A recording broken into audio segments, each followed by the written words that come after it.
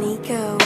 Chiku malong ding ding kilang ni anjo kang ding nang teglong ji me nei pusi nang chulang ding ke bang ji a pi alam kon te gan ta nang lo kang lap nang jin su se ma nei phana sa bak ta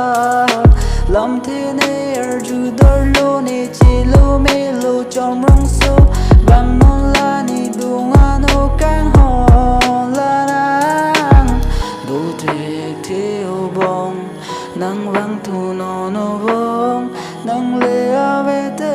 ya le ave o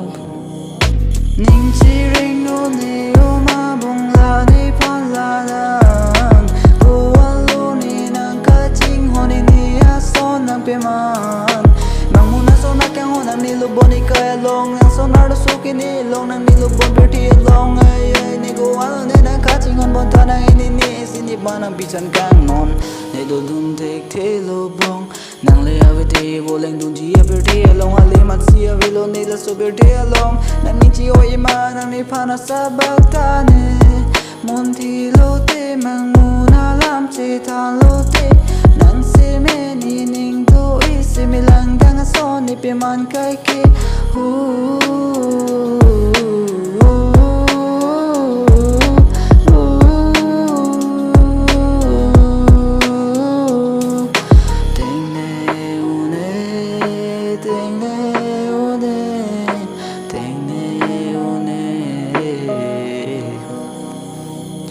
Dear puni panang ta nang henu la suar lu su ke duri nang a pi pi bon ta ni kre kre a journey non chi chi ni lo ni panang iri te kang la tu worry being alone ni panang to te kang ning du lang ni non pu wan jir puni panang tan pari bon ta ni kre kre a journey non ni ning chi oi red ali mat